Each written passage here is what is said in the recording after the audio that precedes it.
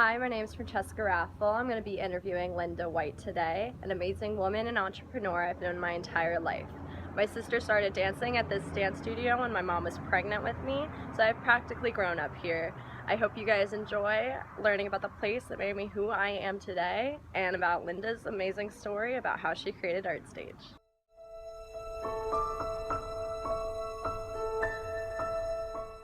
I never wanted to actually open a dance studio. I had seen other dance studio owners have a tough life. It's not easy and it's a lot of work, and I didn't think I wanted to open one. I was teaching at another studio. I got pregnant.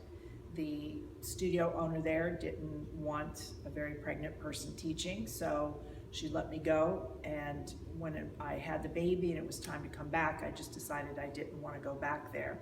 And I wasn't sure what I was going to do from there. I enjoyed dancing and teaching, and I had a friend that was a true entrepreneur businesswoman who wanted to be my partner and open a studio with me. So she offered that she would be the business partner. She would handle all of the business part of owning a studio, and that I would be a teacher in charge of mostly younger children. And she arranged for one person to uproot where they lived, leave the job and studio where they were to come just to teach at our studio. And she also got another person to quit her job to come and be the kind of secretary, office manager person. And then 3 weeks into it, this business partner of mine left and just said, "This is yours."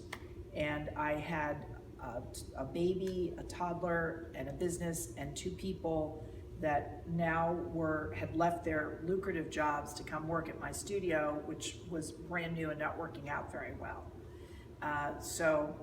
But I also had a lease that I had signed for 3 years, and I felt stuck that I had to keep going. So I didn't really want to start a studio owning it myself. I would have preferred teaching, but once I did over the years get involved in it, I liked the freedom that owning my own studio afforded, that I could make my own decisions.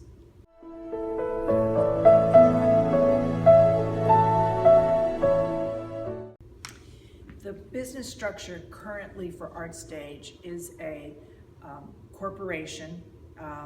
I consulted an accountant to find out what do I do, and he suggested an S corporation. There are different reasons why you do different kinds of corporations, and I just knew I didn't know anything about it, and I trusted him. When I started ArtStage, I believe it was a C corporation. It's about 25 years ago, I don't remember, but after about 10 years I realized I was giving away a lot of dance lessons for free. There were children that couldn't afford it, and I didn't want to turn them away. So I decided to form a 501c3 not-for-profit organization.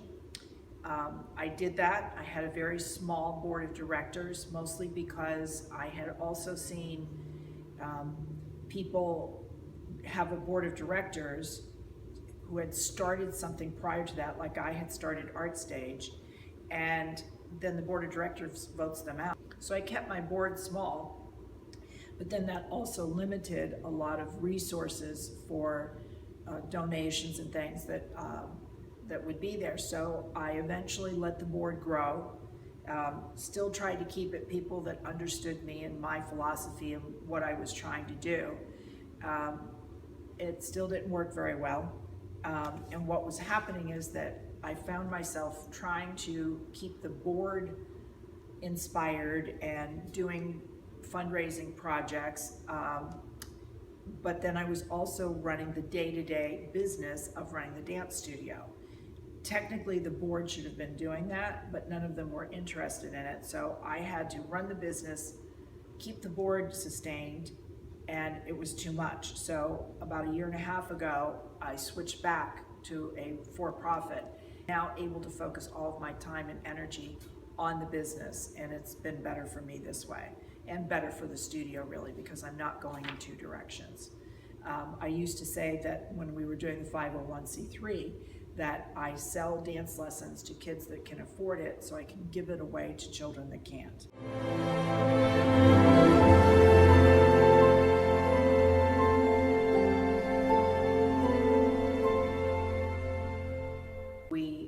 visited several sites that were available for rent. We needed a lot of square footage. We ended up with 3,000 square feet. We went with the one with the cheapest rent in a neighborhood that we thought would be good. So that's how we started that. And then the capital for the money I borrowed from a relative.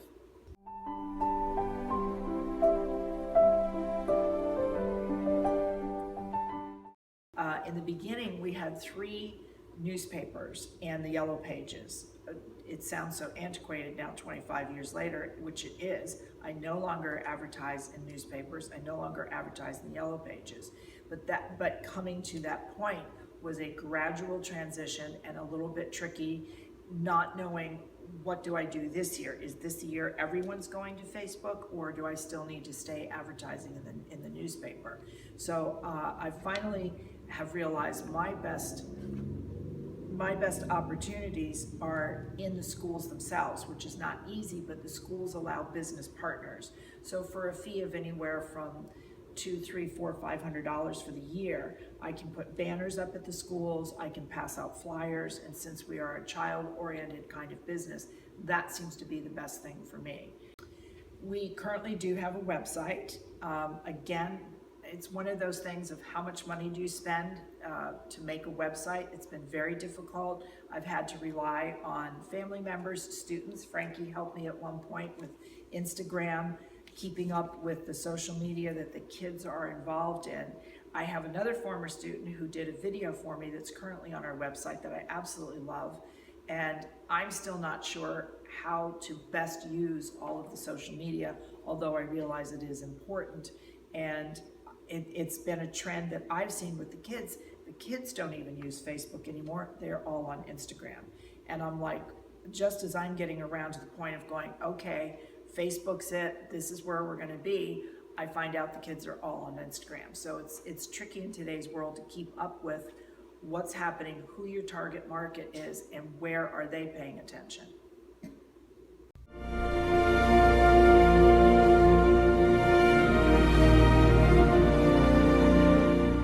I actually don't employ anyone. I don't have employees. I have subcontractors. The reason that is because when you teach dance, it's usually very few hours a week. For instance, I might have a tap teacher who only teaches 2 classes.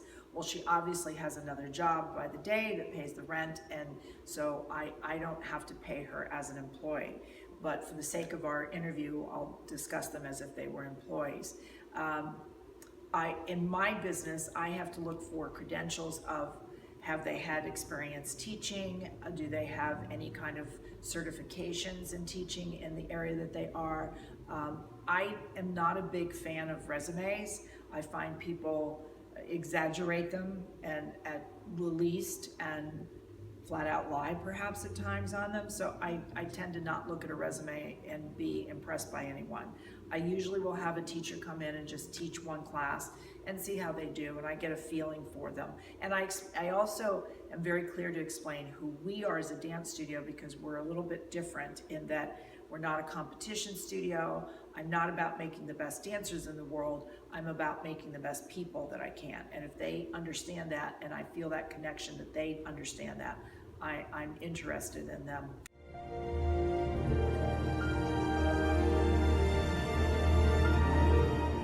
I think my biggest successes are the kids that come in and are extremely quiet and shy and learn to be confident about themselves and are a little more outgoing. I don't necessarily value my success on the money that I make. It's, for me, much more about the children and where they end up going.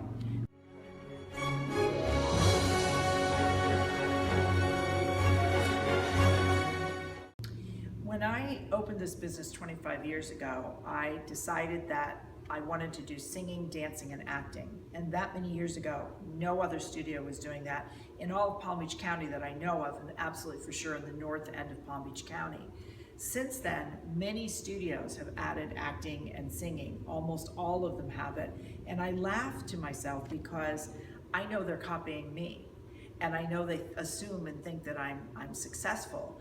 And what I learned very early on in the business was I can't do what somebody else does better than they do it. So I could have copied the model of my dance teacher in the way she ran her studio and what she did, but she was perfect at that because it was who she was.